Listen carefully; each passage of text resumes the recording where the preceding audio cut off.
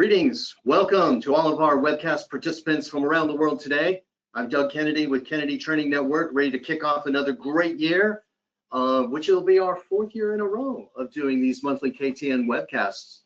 If you're joining us for the first time, we say welcome to you. We love also seeing all of our return participants, and we always start by thanking our sponsors, Track, a TravelNet solution. We're super excited about Track. They're a PMS system for vacation home rental companies, also for condo hotels, and they offer Track Pulse, which is a reservation CRM for hotels. So many of our clients are using them. In fact, I'll be looking forward to those of you who are Track clients. If you'll be at the Track Meet, the name of their annual conference in Austin, I'll be presenting there. We're so also grateful for Travel Outlook, the premier hotel call center that has been our client since 2012, that has been a loyal client. We do training, we do also certification for all of their new staff, go through a 4-step process. 2 of those steps are with me personally, and then we call score them every month, and they're scoring in the 90s routinely on our call criteria, which is probably the hardest in the entire industry. So thank you to all of you for being our sponsors for all the way through here into our 4th year. If you're just joining us for the first time, so a couple of things I want to mention. This is approximately 40 minutes of content. We do have a rotating topic. So a lot of you, we were looking at the titles today. Some of you are reservation managers, some of you are salespeople, a lot of you are operations. Please note that every month we rotate the topics through operations focus, which would be hospitality topics such as today, for everyone. Next month, we'll be doing another hospitality guest service topic. Then we rotate in March to hotel sales, and we'll come back again to transient sales. So we rotate on through. Also, so keep on the lookout. If the topic isn't relevant to you, please do share it with others on your team. Also, you do have to sign up for every webcast individually. We don't automatically sign you up for all of them because they are topic specific. So now, as we're waiting for the rest of our attendees to join us live, which so many of you do, we're going to do our shout outs. This is also my way of remembering and recognizing this worldwide event today. So we have broken this down into different segments. In the luxury segment, we have a lot of the world's best, most famous hotels. Kohler, Kelly, thank you for joining us again. We've seen you a few times. Casa de Campo in Dominican Republic. Wow, one of the legacy resorts. I believe it originally was a Rockwell resort. Joanna, thank you for joining us. The Vogue Hotel in Montreal. Lizid, also luxury. Hotel El Gonzo, Satani, thank you for joining us. We have some resorts today, Grand Lucayan, Turnecia. I haven't been training there since around 2018. Time to bring Doug Kennedy back for some on-site training. Sandals, we have Clarence and Wanda, Royalton, Kamika. And here, we're based in Atlanta, and a lot of the middle to southern United States, we're about to experience a frigid blast. Actually, I think about 2/3 of the United States. So we're all thinking about places like Jamaica, Royal Bahamas, Dominican Republic. The Hard Rock Ottawa and Albert. I'm not seeing the screen.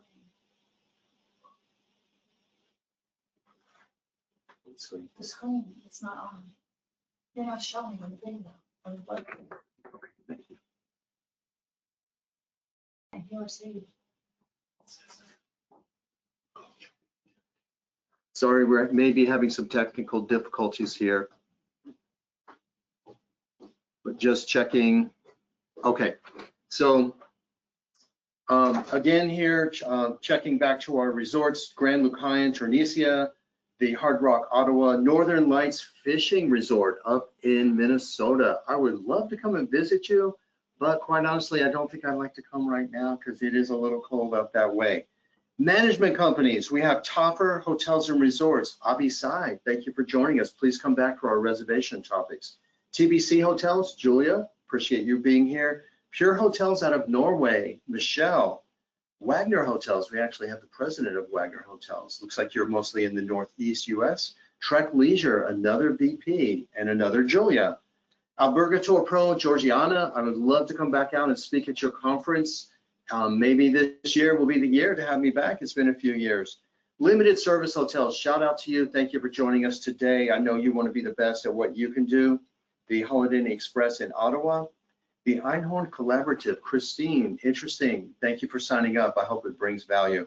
Students from Pakistan, Oasis, University of Bahawa, and then Tech Milenio in Mexico, Mariana. And so many of our clients, we have Otesaga, we have the Hazelton Hotel, Toronto, we have Fantasyland Hotel up in, where are you, Alberta, and we have the Ultimate Resort Vacations, who I just did the sales training for you. And I also do see a lot of you in the Outer Banks, Brindley Beach Vacations, Sun Realty, Seaside. Who else do we have? Joe Lamb, we have Resort Realty, Beach Realty. You know, the Outer Banks Board of Realtors, we hope that you get together with them and bring me back for another area-wide session. So let's get into it now to launch our 40-minute segment. Hospitality is, and in this, I'm extremely excited to share with you excerpts from our brand new program that I launched just last fall at the Margaritaville Resort here in Atlanta. And I've done a couple of times now, most recently the Castle Hill Inn up in Newport, Rhode Island. And then I'll be doing also a lot in the first quarter. So this training program is the first one I've launched completely from scratch in quite a few years. And Hospitality is about a half-day class. So I'm going to give you a 40-minute excerpt from some of the highlights, and we hope that you enjoy the content today. So my first question is, what is hospitality and why is it so important? Now, if we're doing this in a live situation or even a private webcam training, I have participants write out, what is hospitality? What is your definition? How would you define it? And then to go through and share their results. And we have a lot of people that put a lot of thought into this of, you know, what is hospitality? How is it different from guest service? But today, in the interest of time, I'm going to cut right to the chase of how I really focus and start out hospitality for the people that are paying me to come out to do the training. The financial aspect, what is hospitality? First, it is the single most important thing that allows your accommodations company to stand out from the competition. Now I say accommodations company, maybe you're a hotel, resort, management company, a lot of the people in the vacation home rental industry, which has been exploding in the last decade or so. That's why I say accommodations industry. But what truly makes you different?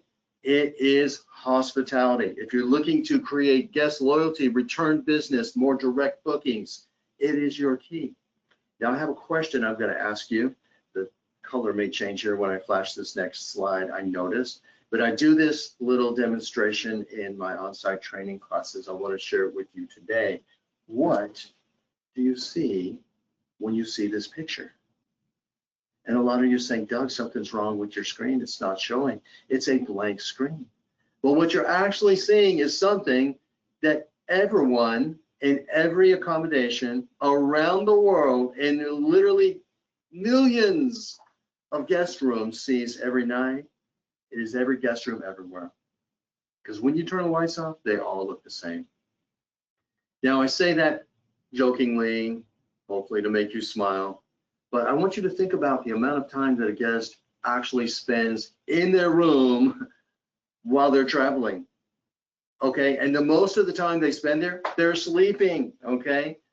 So what really, really, really makes the difference? It's not the room itself. Now, to demonstrate this, since we have such a huge diversity of participants joining us today, I just pulled some examples here. Normally, I want you all to think about this too when you sit with your teams, what makes you different? So in preparing for today, I went to Expedia. I put in Atlanta, where I now live. I put in some dates here. I put 2 travelers in 1 room. And then I started going down the list of the hotels that came up first. And I did check for hotels here on Expedia. And I found the Gateway Marriott, the Holiday Inn Airport North, and the Hilton Atlanta Airport. And I looked at their standard king room. And as you can see here, even with the lights on, they kind of look the same, don't they? So if you think you're going to differentiate your hotel based on guest rooms, good luck. Now, some of you may be thinking, but Doug, we're a luxury hotel, or Doug, we're a boutique hotel. But compared to your comp set in that space, if you're a historic hotel, you're going to be comparable to other historic hotels. If you're artsy boutique hotel, there's other artsy boutique hotels. Let's talk about vacation rentals. Now, I didn't realize we were going to have like probably 5, 6 of the biggest companies in the Outer Banks. For those of you who've not been to the Outer Banks in North Carolina, one of my favorite destinations. They have these incredible beachfront homes, and the companies here today are the professional managers. They have anywhere from a few hundred to 900, maybe 1,000 of these homes. But I want you all to challenge you all to think about what really makes your company different from the others.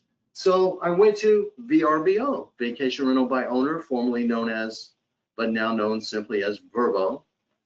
And I put in dates for a week in May before Memorial Day, while you still have plenty of inventory. And look at these homes right here. And you're gonna see that the picture itself looks pretty familiar. Actually, this looks like one I might have stayed here. Now, when you go to Vrbo, which is like the Expedia of vacation rentals, and you drill down, you actually can find the management company. You could contact the management company directly. So you'll see, those of you who are not familiar with vacation rental, these are all actual different companies that run these things, and the ones joining us today. The homes are pretty similar. So we're not going to differentiate our accommodations company based on rooms, based on food and beverage, based on the decor in our lobbies, based on the amenities in our homes. What truly, truly, truly makes the difference, ladies and gentlemen, is the people parts. It is the people parts that cause the guests to do the things we want them to do. The people parts from our teams. And you know, AI is great. We use AI. In fact, I'm really into AI. Most of these video images I'm showing today are AI generated. Julia Kennedy, our marketing coordinator, made our new logo using AI. We use AI in our website advertising, copy, pay-per-click. I love AI, okay? And I'm enjoying using Gemini.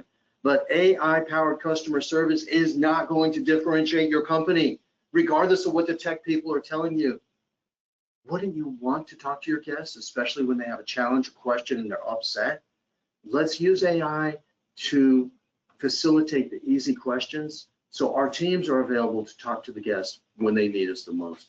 It is those connections, those people parts that cause the guests to do the things we really need every guest to do. Number one, remain loyal next time, also known as repeat business.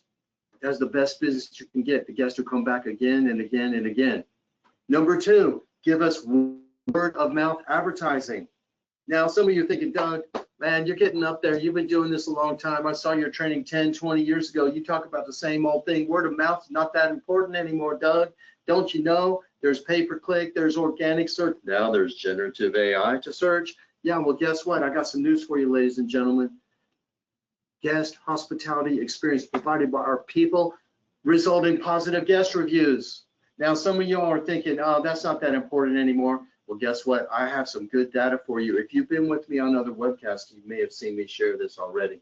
This is fairly recent. It's March of 2024. Now, by the way, this research, you know, takes a few months to come out. So this data itself is maybe a year and a half old. McKinsey, anyone ever heard of McKinsey? I bet all of our students have. I bet those of you with hospitality degrees or marketing degrees have. The #1 research company, and I'm pretty sure most of you have heard of McKinsey. And so McKinsey in corporate America and around the world is the #1 research company. They do legit research, not these ones, a sample of 100 people done through chat or web or something like that. They did state of the travel with 5,061 respondents, and they asked them to rate, to check off the box for every source of information they use at their travel planning, at the inspiration phase. Marketers call this top of the funnel. When they're starting to think, where should we go? Where should we think about staying? Okay, before they get down to selecting the actual place and the actual property and the actual accommodation. And here we are, ladies and gentlemen, in 2026, well, 2024 on the survey. Number one source, friends and family. 49% of people refer to friends and family when they're being inspired to go somewhere. And the number 4 is the friends and family social media. Now, if you're looking close and you're good at math, you know these don't add up to 100 because respondents could pick more than one. But 2 of the top 4 ways that people start their inspiration top of funnel is friends and family and the social media of friends and family. Now, of course, search engine is 40%, online booking platform is 37. So these are all integrated together. But ladies and gentlemen, humans around the world, hospitality matters. That's what people talk about. Those of you who are concierge today, we have a chief concierge, probably cleft the ear. How many times do you have someone that wants to take a selfie with you or your staff? How many people want to take a selfie with the pool attendant or the front desk or the person that is special to them? And they love to have, some of you have the resorts, all of our Caribbean all-inclusives. I've seen it where you have guests coming back and they literally walk up and hug the bartender or the server or the butler. The connections you have are so very important. So let's go back to AI though, and let's say how important are those reviews? Because great hospitality leads to great reviews. You know, and I don't know about you, but as a customer today, I get review fatigue. Everything you buy, anywhere you shop, they get your email, which I try not to give them my email. Sir, would you like your receipt printed or emailed? Printed, please. Even though I hate, or I'll just say no receipt. Okay, if I'm not going to need it to make a return. Because once they get your email, they're going to send you a request for a review. Yesterday, I went to CVS again, CVS Pharmacy for those who are outside of US, and every time they want me to do a review. I bought something on Amazon, they want me to do a review. Avis Rental Car, I booked a car last night for an upcoming trip to Hawaii. By the way, Hawaii clients, hello Parrish, we'd love to come back and do some training for you in March, let us know. And they want me to do a review of their website. Okay, well, what makes me do a review is when I have human connection and I want to recognize that person. Am I alone? Read reviews. The 5-star reviews tend to talk about the people very often by name. How important are AI reviews? Are reviews in the era of AI-powered searches? People are starting to search you on AI more and more. So to find out the answer to this, I asked AI. Now, I'm actually quite fond of Gemini, and I recently saw a New York Times research article that cited that Gemini right now is the best AI tool, even over ChatGPT at the moment. And there was some science behind that. So ChatGPT, they predicted though, will catch up with them pretty quickly. AI says that AI extracts themes and sentiment feelings from reviews, delivering summarized insights to users and creating a real-time reputation, shifting focus from marketing claims, what you say you're good at on your website, to genuine guest experiences at your accommodations company, okay? So the truth is out now, ladies and gentlemen, how the hospitality plays out at your accommodations company goes into those reviews, which now has the biggest impact on AI-powered search.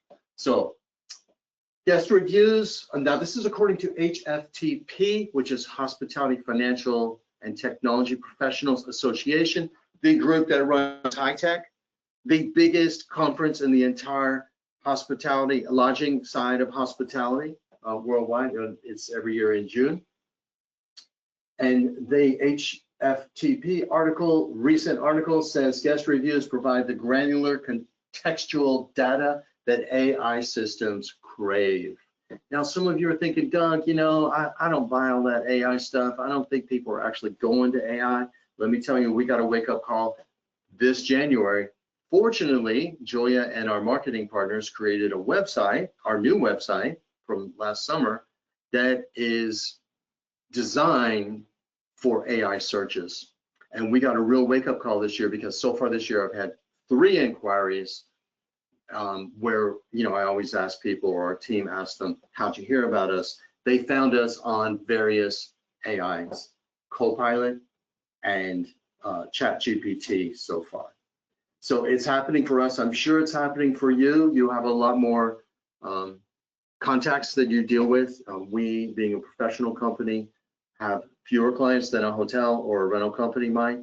So it's coming. It's actually already here. What percentage of searches for hotels are currently started in AI? Now, according to AI, maybe it just wants to keep itself alive, that we're going to keep using it. While the exact percentage of searches is fluid, no one really knows, data shows a massive shift. 40% of travelers use AI for planning. And here's another source. According to Focusrite, this is part of further down in the Gemini results. Focusrite, everyone knows the data conference, technology conference. Nearly 4 in 10 travelers are already using AI tools to research. So it's here. So in summary, you better be good at hospitality. Not only is it going to help repeat business and that old-fashioned thing called word of mouth, which is still important, but it's going to help more guests find you through searches.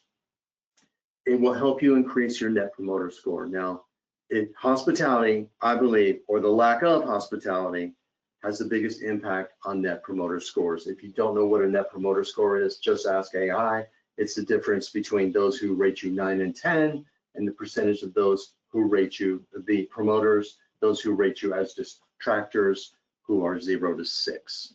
You can see the formula here or check it out yourself. Now, hospitality is, so we had a long setup here because I really want you all to think that hospitality is important to your business, and that's why you're joining us today, and that's why you want to invest in training and joining us for all the free content we offer on our YouTube channel, and doing everything you can all the time, every day, to focus your team on the human parts of this industry. We're still a people business, despite all the things the tech companies will tell us. Hospitality is conveyed by punctilious attention to detail on everyday encounters with the humans we call our guests. So I don't know about you, but I love expanding my vocabulary, especially since sadly I only speak one language. I try to at least speak the one humble language I speak well. Punctilious is showing great attention to detail and correct behavior, okay? In other words, the little things mean a lot. I know if you've been with me before, I use this quote a lot. I think it was the best marketing campaign. It was Sheraton Hotels in the 90s, and about 8 years ago, Courtyard Marriott used it again. The little things mean the most. Pay attention to the little things in your human encounters, and that's what we're going to touch on today in our time together. Now, some people say, Doug, this is soft skills. You've heard my stories about how people said, I'm a fluff trainer. Yeah, well, let me tell you, soft skills are really important. A lot of leaders think, oh, it's the technical skills. We need to learn how to do our software system, which is true. You need to work the technology that you have out there. When I do hotel sales team training, I find a lot of people have a complex CRM, lead tracking, so complex they don't even know how to work a lot of it, so they fall back to manual systems, okay? So all these things are important, but let's not undervalue soft skills, okay? Because I prefer to call them hard skills, and hard skills are really also life skills. So they're going to be good for business, they're going to be good for our guests, they're going to be good for our accommodations company. But let me tell you, ladies, gentlemen, humans, they're good for you. You will be a happier person if you abide by the spirit and the philosophy of hospitality every day. Hospitality is conveyed by those who have developed senti pensante, another amazing word that I was taught by one of my participants at Nizoc Resort Cancun. Hi, Magdalena. I think you've been at every webcast I've ever done, and you've been through my on-site training so many times. I love Nizoc Resort. Senti pensante is what we feel and what we think. It's a connection between our emotion and our brain, okay? It's a word for describing the heart-mind connection. And I believe it's a perfect model for guest service standards, which, by the way, is next month's topic. That's the intellectual part of customer service. That's what we have to do to meet those Forbes standards or LQA standards for their inspection, or your brand standards, Marriott, Hilton, Intercon, Accor, preferred leading hotels. We have to think to hit those communication standards, but we must do them with heart. And that's what next month's topic is how to meet luxury standards without sounding scripted and robotic and so nervous about what we have to say.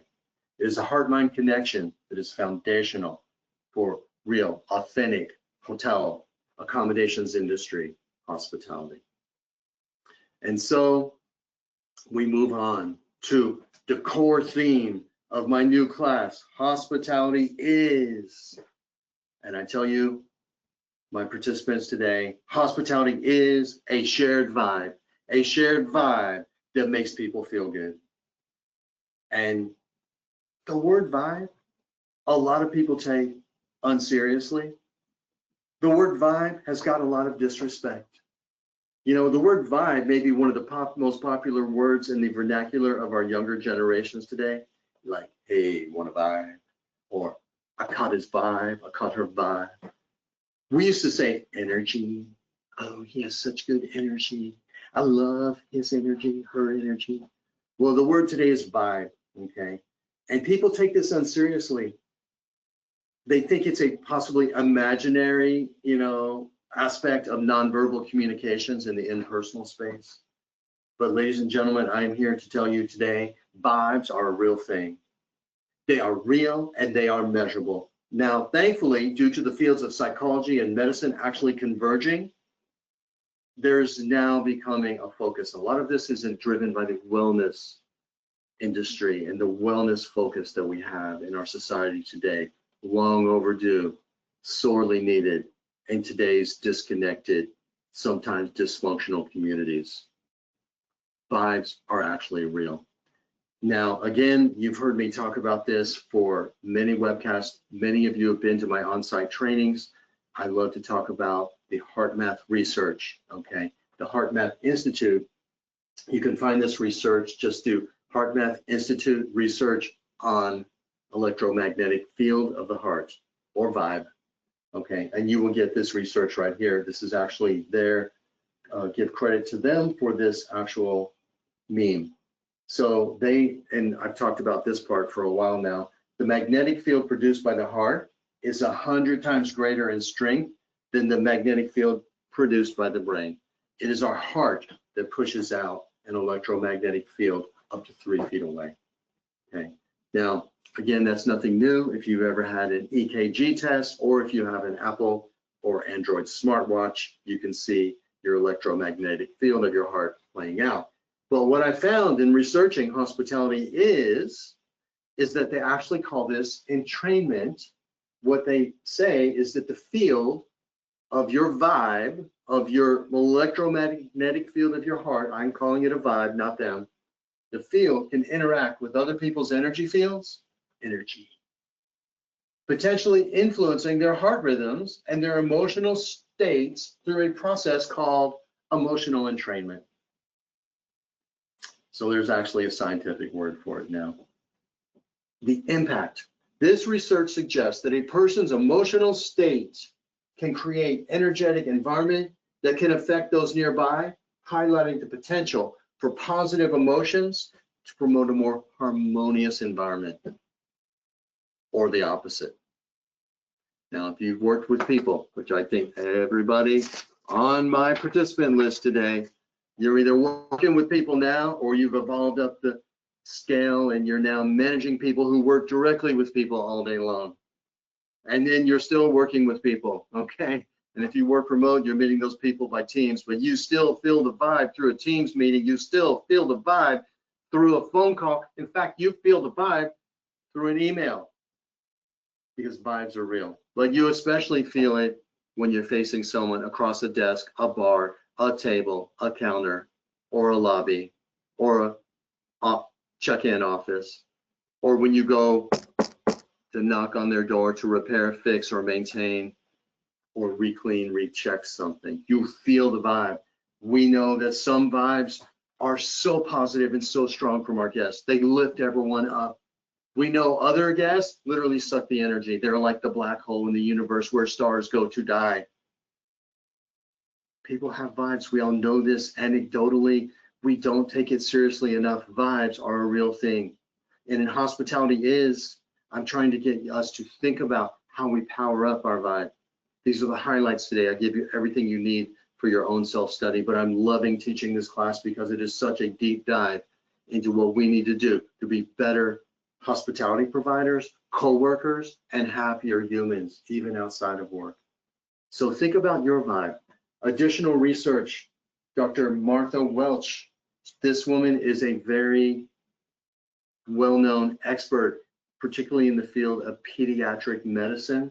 She is a professor at Columbia University, okay, pretty high up there. When people are close to each other, communication is taking place from body to body. That's what she talks about in her TED Talk, The Science of Relationships. You can go and watch for free. She talks about co-modulation. She calls this cardio co-regulation. And what happens is when we get around that other person and that, what HeartMath says, the entrainment happens, our energy affects their energy. It co-regulates. And if we have the right grounded vibe that we start our day with, because we start our day with gratitude, we start our day with presence, we start our day with setting our intention, just as I did this morning. I actually stated my intention to come on this webcast and inspire people to dig deeper into the topic of hospitality as a vibe. When we do that, we power up our vibe. And then we go out and we calm people down. Or the opposite. Now, in the field of pediatric medicine, I think she originally started researching this, Dr. Welch, because when a baby is born, the first thing they do, they cut the umbilical cord. Usually that's the dad, if traditional families, and then they hand the baby to mom. And what happens right away is mom and baby have a synchronization that takes place between their heart rates. Even though most babies don't open their eyes, and most babies, maybe believe, if I remember correctly, in science, cannot actually see very well. Imagine being in a warm, dark spot, and then you're blinded by bright lights, but they feel that heart vibe. And that's what Dr. Welch discovered. But it's also bigger than mother-child, newborn mother and newborn child and mother. It actually expands to all of us. We can have a cardiac calming effect on others, or the opposite. So think about your vibe. Anyone recognize this picture? She probably looks familiar to you. You might have seen this picture on the back of her very famous book. You might have seen this picture. Well, it is also very famous on the internet. This is actually the famous poet laureate, Maya Angelou. Now, a lot of people know she is poet laureate. She actually spoke at the Clinton inauguration, but she also wrote a book you probably had to read in middle school called I Know Why the Caged Bird Sings, about her extremely abusive, including sexual abuse, childhood. She was abused to the point where she became nonverbal for several years and did not talk at all. And then this human goes out to become a civil rights leader and goes from being nonverbal to being a poet laureate, standing up in front of 100,000 people or more. So we all, I think, can respect Maya Angelou. Most of you know her name and you think highly of her already, and you know her for this quote right here. And I think it's relevant to our topic today. What is hospitality? Hospitality is the vibe that makes people feel good. Maya Angelou says, I've learned people will forget what you said. People will forget what you did, but they will never forget how you made them feel. And this is what happens when our guests come back to us and they remember us. And we literally work with dozens, hundreds of people every day, week, month, every year. And yet they come back and say, oh, hi, Doug, you helped us last year. Do you remember me? And you know what you all say, right? Yes, I think I do. In fact, when I'm training brand new people at a job, let's say they work at front desk or concierge or butler or the bar, and I say, does that ever happen to you? You've been here how long, Raphael? Oh, I've been here 2 months. Okay, you're going to have a guest that comes back and says, Raphael, I remember you from last year. What are you going to say, Raphael? Yes, you seem familiar. Not that I encourage you to lie, but we don't want to say like, no, I've only been here 2 months, dude. Having that familiarity is why people come back. How many of you have these same guests that book these same rooms for the same week or the same home in Outer Banks? It is their home. In fact, they call you up when the home is booked and say, there are people that book my home. Can you please kick them out? Because it's my home for the 3rd week in July or the 2nd week in August. We always get that. It's not just the home, it's the experience of working with you. You certainly see this in the Caribbean all-inclusives today, as we've already mentioned. Luxury hotels, same thing, city centers, Hazelton Hotel, some of the Hyatt, Regency, Mexico City we have today. You have your regulars, you're their home away from home. You make them feel good. They will never forget that. And when we consciously share the vibe of hospitality, it's like purposefully casting stones into still water. Even that small stone that you cast makes a big ripple. Every greeting, every hello, every eye contact, every smile, every conversation with someone in an elevator. Oh, what a cute baby. Oh, I love your dog. I like your earrings. Ladies speaking to ladies, gentlemen talking to each other about sports memorabilia. Where are you from? What do you think of this weather? If you can't think of anything else to say to that other human standing across from you, just say, what do you think of this weather? Because people always say something about the weather. Yeah, raining out. Yeah, rain. Sunny out today. Yeah, it's sunny, right? I mean, we are humans sharing space and time. Let's have those connections. Cast that stone into the water, creates a ripple effect. Your vibe touches other people. Hospitality is powered by enthusiasm. Oh, I love this topic. We dive deeply into this in our full class, but I'm going to give you some highlights today. Enthusiasm is a vibe we power up every morning, just like putting on clothing. It is highly contagious. And you make the choice every day, what vibe are you going to put out? What energy are you going to share? How are you going to affect others? Are you going to be victimized by negativity? Or are you going to blast out positivity that deflects all of that? Now, I love to read. I especially love to read these days more publications, magazines. I love The Atlantic. I like the New York Times back pages. I read a lot of sources of news, which is very depressing to the point where I have to limit the amount of news that I consume, but I love to go to the back pages of publications. One of the people that I've read is David Brooks. And David Brooks talks about illuminators. Illuminators think of themselves as being powerful. They blast out a wave of energy, just like 5G transmission tower.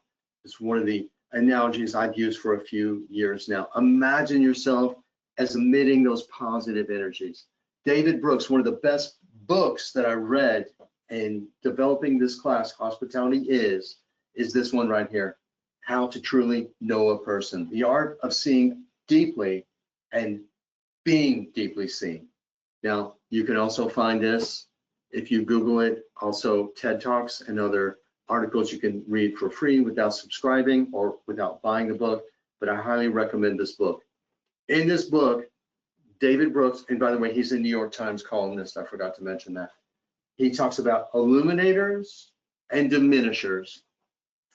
And we make the conscientious choice to power up our vibe every day if we want to be an illuminator, or we suck in that negative energy, just like a black hole of the other negative people that you encounter. We don't protect our hearts. We don't protect our own magnetic field. And we take that negative energy and we become a diminisher. So, diminisher, Eeyore the donkey. Hello, okay. But they're more than negative Eeyore the donkey. At least Eeyore the donkey was cute. Diminishers, the worst ones, are actually casting out negative judgment. They are almost conscientiously sucking the life out of others. They quickly size up people. They cast negative judgments. They are too self-centered to have any empathy. And they believe they're always right. Their biggest talent is to make other people feel insignificant. Anyone have someone like this in your family? If you have a big enough family, you probably do. Anyone have someone like this in your community? Are you on the HOA boards? You probably do. If you have enough collection of people, there's going to be diminishers. Do you ever have these as guests? Here's something I recommend you do. Take account of how many bedrooms you have, how many. Now, if you're a hotel room, every room is a bedroom. If you're a vacation rental company and you have 500 homes and the average home has 5 bedrooms, you have 2,500 bedrooms. How many people per guest room or bedroom? Thousands. A 100-room hotel on a sold out night might have 175 people, even a smaller Holiday Inn Express property. Do you think they're all going to be nice? There's going to be diminishers and there's going to be illuminators. Okay? Illuminators are the ones we want to focus in. We want to protect ourselves from the negative vibe of diminishers, and we want to surround ourselves to suck in the light of other illuminators, and we all become more powerful. Illuminators are curious about others. They're eager to ask questions and open-minded enough to understand, what is it like from your perspective? Oh my gosh, do we need illuminators in today's political world? And you know there's a lot of conflict in the United States, even if you're from Norway. My apologies go to you, Norway. Where else do we have here today? We have Italy, we have Pakistan, we have all around the world. You have your own illuminators and diminishers in your countries. I know, this is the world we live in today. We have all kind of taken our own entrenched positions. Let's take time to understand others. Now I'm getting off track. And that is my goal, is to reach out to my friends of other political, religious, social beliefs, and to try to understand them this year, to find our common ground. That's my personal goal. But now I'm getting off track. Let's bring it back to work. Be an illuminator. Try to understand why people are difficult guests. It's not just because everybody wants a refund. Let's understand, why are they upset? They seek to understand. We need more understanding. When we do be an illuminator, we flip the vibe of others and we become a joy to be around. How many of you have had that difficult guest? You kept your energy up here. You did not lower yourself to their level, and they came back the next day and said, hi, how are you? All of a sudden they're really nice, or they actually come back and apologize. Rare, but it does happen. Hospitality is intentionally communicated. Now, we're going to be looking at this next month, when we look at how to hit luxury standards without sounding obsequious, fake, fawning, scripted, robotic. So I'm not going to delve into it, but I will give you some highlights. Nonverbal communication, eye contact, body language, gestures, facial expressions. Loud listening. Oh, I see. Okay. Looping it back. Really? Tell me more. The linguistics of hospitality, the words we actually choose. I'll have to check on that. Allow me to check on that for you. But also linguistics is the tone of voice. I'll have to check on that. Allow me to check on that for you. Now I just flipped the meaning of those sentences, didn't I? It's not just the words we say, it's the tone of voice we say them in.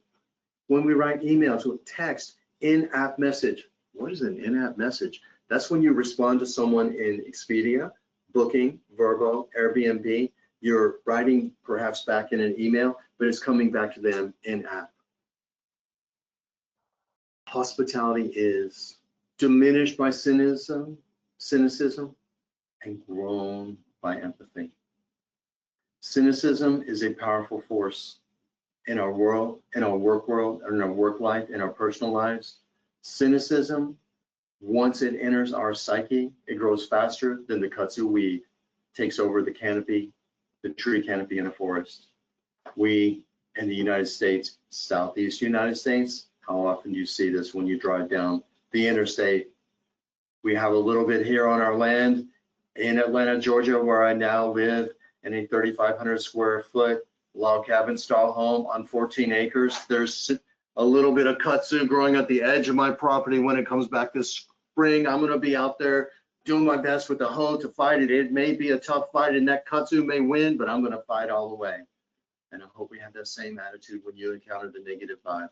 Maybe you have a negative coworker, maybe you have a negative employee if you're the manager. Maybe if you're the employee, you have a negative boss, maybe both, but you're a powerful force. Set your intention every day, flip the vibe, power up your positivity. Hospitality is a philosophy that protects us, and it protects us. I love this analogy. Kathy Cook, our executive director, has talked a lot of years about Wonder Woman's bracelets of submission. Yeah, just to fuck that negativity. I took that to another direction here. The Fantastic Four was always one of my favorite Marvel comics as a child. Thus, Invisible Woman and her force field. She could put out that, not only could she turn invisible, which was kind of an advantage in a lot of ways, but she could put out that force field to protect herself and deflect whatever was flung her way. We can deflect the negativity. We can avoid cynicism. We can overcome the black hole vibes of those diminishers out there. But it starts with our mindset, our mind and heart connection, senti pensante. What we feel and what we think are unified in the spirit of hospitality. We fight back cynicism. We power up our empathy. When we do this, we can see through people's emotional reactions to travel drama. And if you're in the front of the house in any position, that could actually still be the front desk at a hotel or the front desk of a check-in counter. We have a client, I was just at SPI Rentals in South Padre Island, and I know a lot of you are here. They still have a check-in office, even though 80% of the guests can check in directly at their hundreds of 200 and something vacation homes, but they still stop by. So maybe you're still behind a counter at a Hampton Inn, a Holiday Inn, a Hard Rock Ottawa, the Casa de Campo. That's a pretty good lobby to be in. And you have people that are coming in. Maybe you deal with them only on the phone, only by text. And people in operations, in hotels, in accommodations companies, we see the worst sides of the nicest people's personalities. Why? Because of all the travel drama. So when we try to use our intuition to better understand what guests go through, it allows us to de-anonymize our guests, and we become more empathetic. De-anonymize is to remember, it's not just the guest in 121 or floor 16 or house XYZ name. It's not table 13 at the bar. It's not just the next guest in line. It's actually someone's family member. Stop to think about what people go through on the other side of the counter, the bar, the desk, the phone call, the email exchange. And intuition allows us to better understand that. And when we take time to think about how the stress of travel and sometimes the purpose of the trip itself, how all that can bring out the worst side of the nicest guests. And we're talking here about in the operations side, but even in the buying side, those of you who are in hotel sales, reservation sales that are joining us today, it can sometimes be very stressful to be the planner for a group, whether it's an official group of a meeting, conference, a wedding event, an incentive travel. You got a lot of pressure to make sure it goes right. But even if you're just the lucky one who gets to plan your family's getaway with 2 or 3 groups of families, 2 sisters and their kids, or mom and dad, adult children, grandchildren, there's a lot of stress in the planning. There's especially a lot of stress in the travel. Think about how your mood is affected when you are tired, hungry, confused. So just a real quick overview of how we train this at KTN. You know, when we have the class there, in a lot of our classes, we do this. In hospitality is training, we actually pass out these different pictures of different prototypes of guest experiences, and we have teams of 2 or 3 select one picture of a traditional family, non-traditional family, grandparents family, large family, multi-generational, or couples getaway, older couples, younger couples, groups of couples traveling together. What are their expectations for their travels? Or business travelers, what are they expecting and what are they experiencing? So the gap between what you expect and what you actually experience, that's what we get into in the class. So think about what the mindset was when they planned and set out on this journey, even if it's a business trip. lot of people actually look forward to their business trip. It's a little change. It's a little change in routine. You get out there, you get your meals might be paid for if you're on a business trip. You get to have room service if you want to eat alone. Just stick the dishes out there. You don't have to even put them in the dishwasher. Maybe you get to do some entertaining or be entertained. But then reality, the dream hits reality. Kids screaming from the back seat, flight delays, traffic jams, or any number of other stresses. And when we think about that, we become intuitively more empathetic. And so as we round the corner on our webcast to kick off January, I'm going to finish up by talking about hospitality is a lot of things. It's great for business. It's great for our hotels and accommodations company. It's good for the guests, but ladies, gentlemen, humans around the world, it's also good for us as people because it is foundational to a happier work life. I want you all to think about how much time you spend at work. Do the math. You know, most of us are full-time workers. If you're managers, you're full-time plus. If you're in other countries, you know, here in the United States, we have an 8-hour workday plus lunch. Usually you do not get paid for lunch, 30 minutes to an hour. So you're really there 8.5, 9 hours. Some countries I go to, the standard is 10 hours, okay? Some countries I go to, the standard is 6 hours.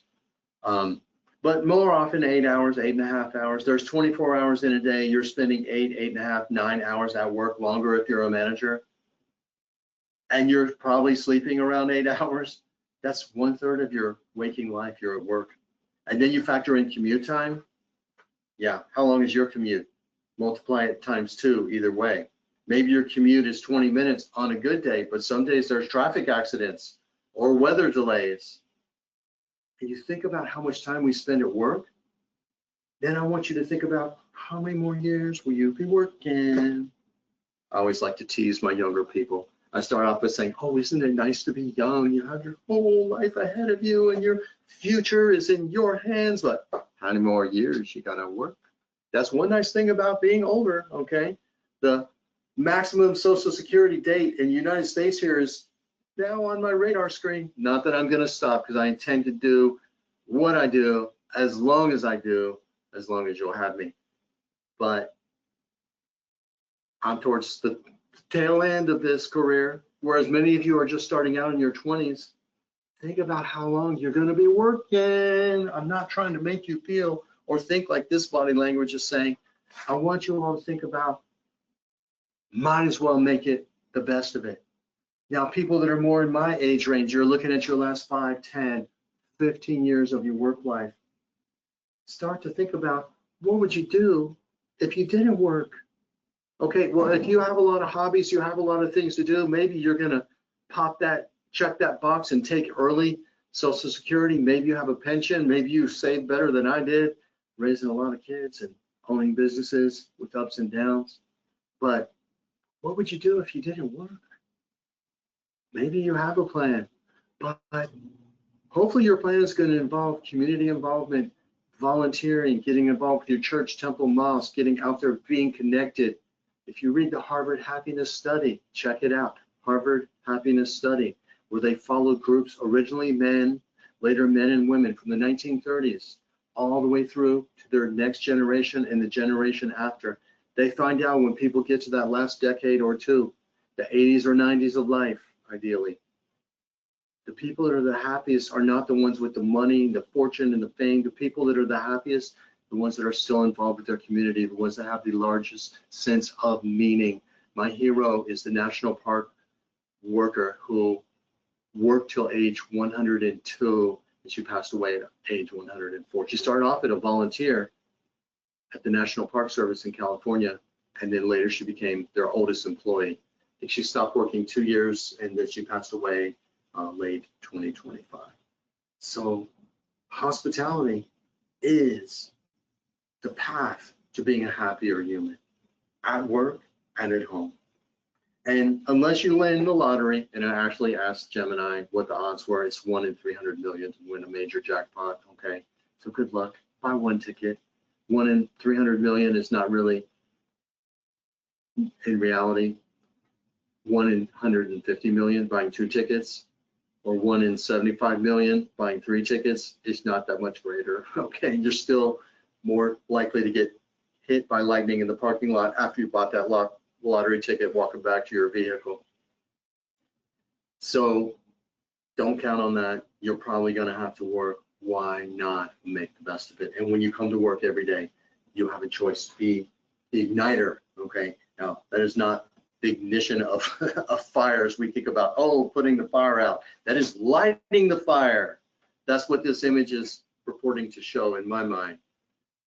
Those who set the intention to be an illuminator, you walk into your building every day, or maybe you work remote and you fire up Teams or Slack, but you illuminate, you reignite that spirit of hospitality every day when you walk into that employee entrance. Be the change you want to see in the world. Be the change you want to be in your work. Maybe you work in a happy work environment, maybe your work environment is negative, but it's the only job you have right now and you still got to go there.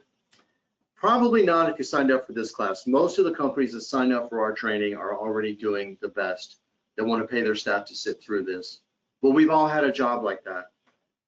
Walk into that environment instead of being affected by it. Affect that environment. Use your 5G positivity and your bracelets of submission and your invisible shield and make the world a better place. And when you do that, you shine a light and you glow brighter. You illuminate stronger.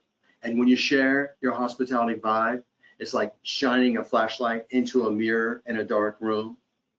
That illumination grows brighter and it reflects back to you. So if you've never done this, I'm going to end by giving you some homework tonight. Maybe it's already night if you're watching me live from Europe. Go into your room. Now, this may require some explanation if you don't live alone. Tell whoever you live with, tell them you love them, give them a kiss, and then flip the light off, and then go, and all you have to do is take your phone, because every phone has a flashlight, in a dark room, shine it into the mirror, and see what happens. They're going to be like, if you don't live alone, someone's going to be like, what are you doing? Oh, homework for this guy, Doug Kennedy. He's an international trainer. I went to his webcast. Don't mind me. When you do this, if you do this, you will see, just like this AI generated image, the best one I could get today. When you shine the light, it reflects back on you, and it glows brighter. And so, in closing today, I hope you've enjoyed Hospitality Is. And let's recap. Why is hospitality important? It is good for business. Tell your boss who's paying you to sign up for my class and either watch this live or on video.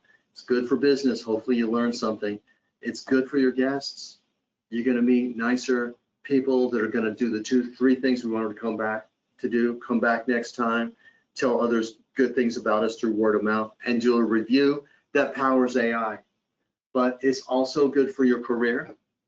As AI and automation and technology continues to automate this world, people who excel at social skills and exude the vibe of hospitality, believe me, you will always have work.